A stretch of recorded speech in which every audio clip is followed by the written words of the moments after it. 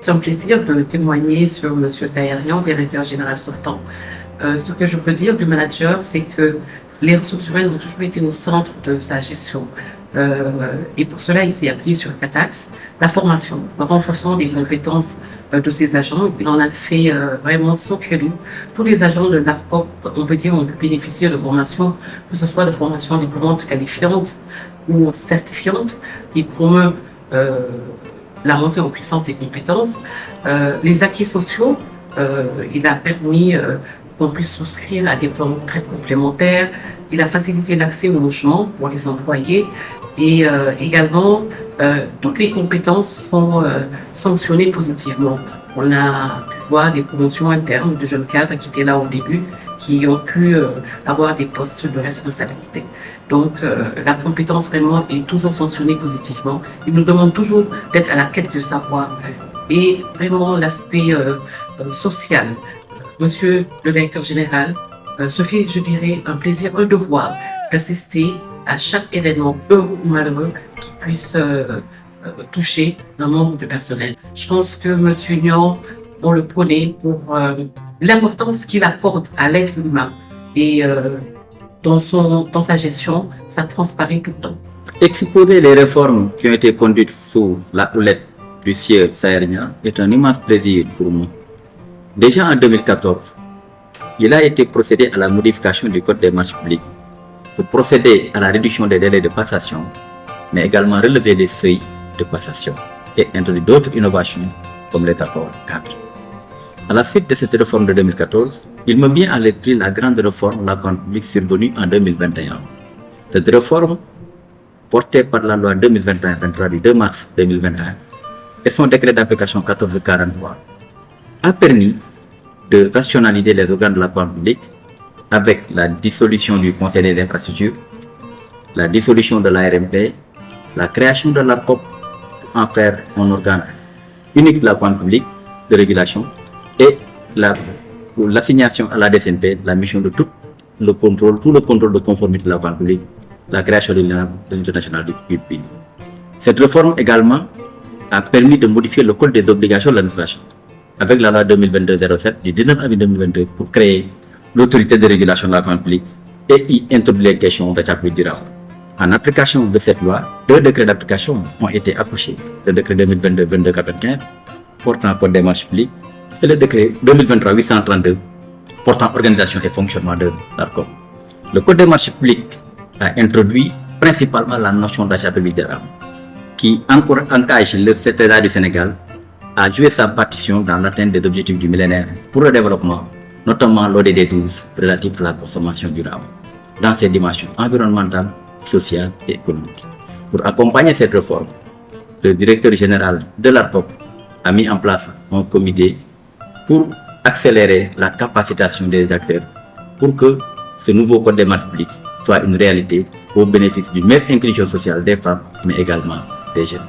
Alors, c'est un honneur pour moi de faire un témoignage sur mon directeur général, Sayarian.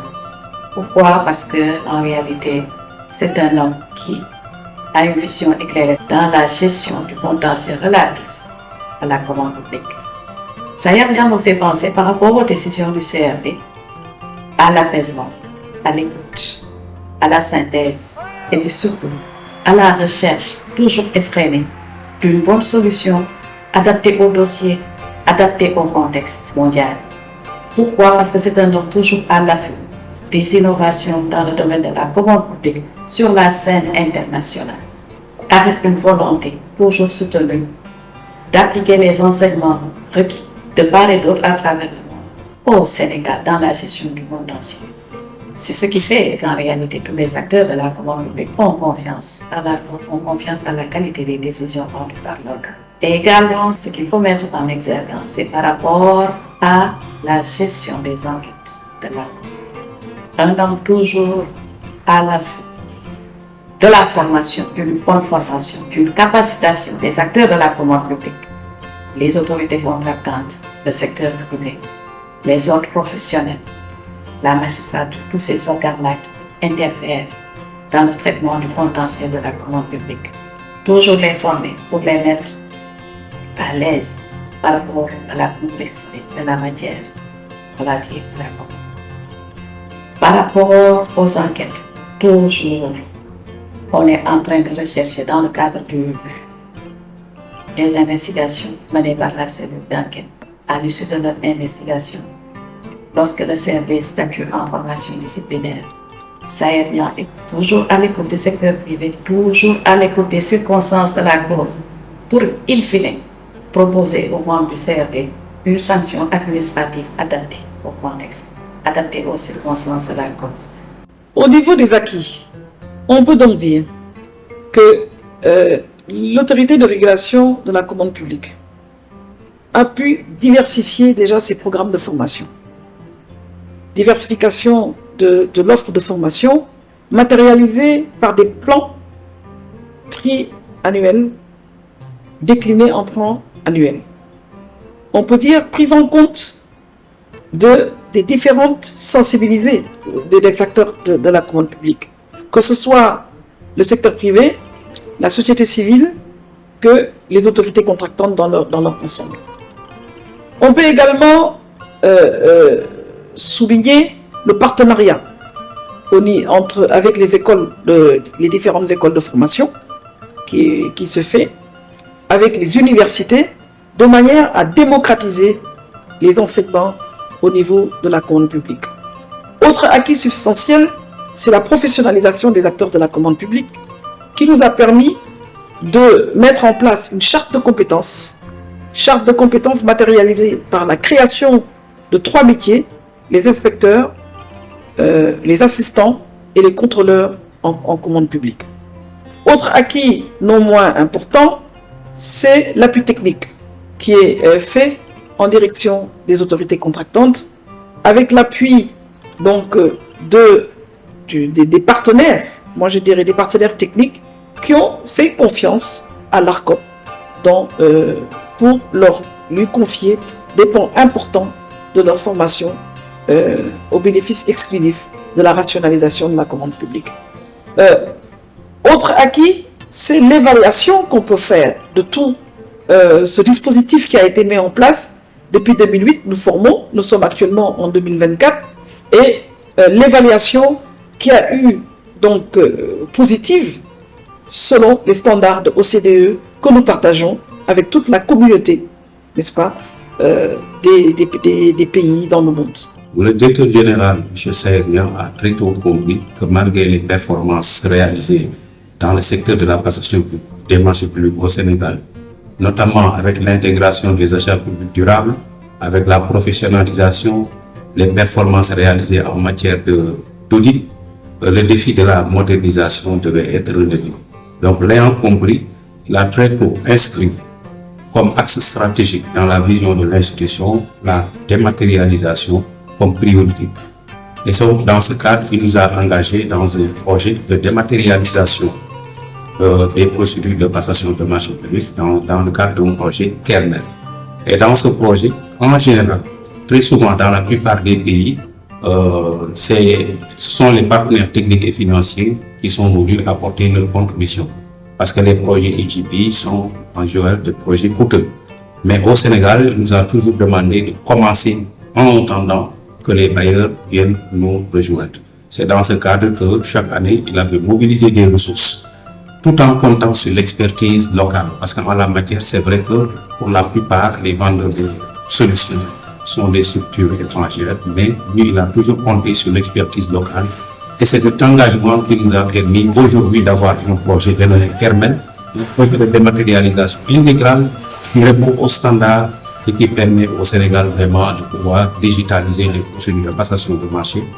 Dorénavant, c'est-à-dire dans le projet budget, les autorités contractantes pourront investir le plan de passation, et donc ce plan de passation pourra s'inspirer des informations qui sont dans le système de gestion budgétaire, parce que le projet qui a été mis en place permet une interconnexion avec les autres administrations. Ça, c'est une performance quand même réelle.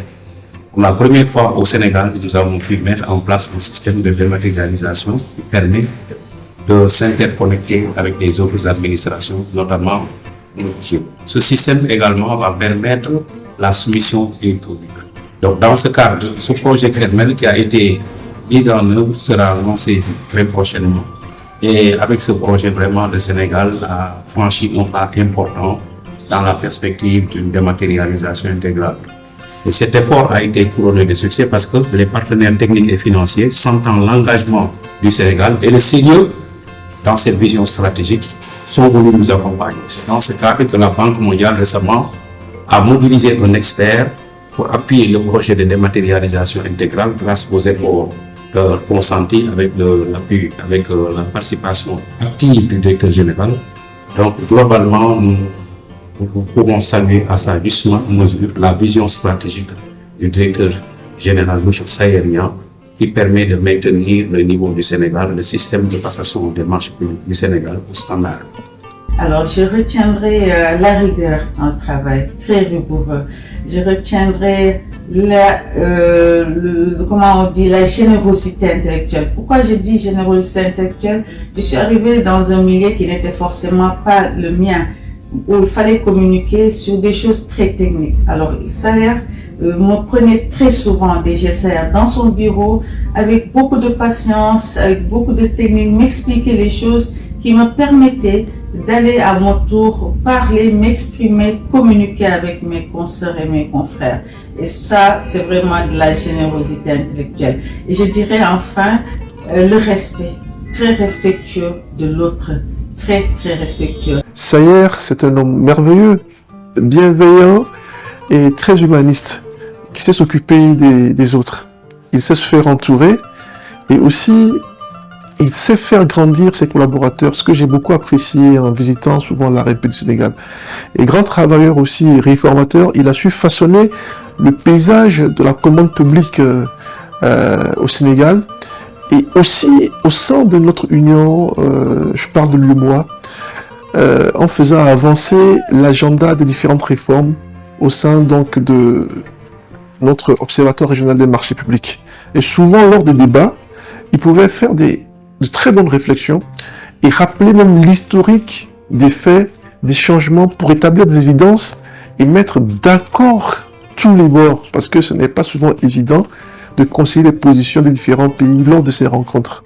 Et au niveau du réseau africain de la commande publique, je peux dire que Sayer a été d'un apport considérable dans la mise en œuvre donc, de ce réseau, grâce à sa vision du panafricanisme et en sa foi dans quelque chose de plus grand qui puisse donc réunir les experts de la commande publique en Afrique.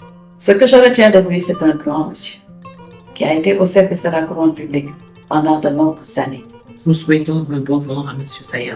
Longue vie et santé de fer, DG Sayer Niang. Merci pour tout et je te souhaite un très bon vent. Repos Mauritius, cher Sayer, et merci pour tout.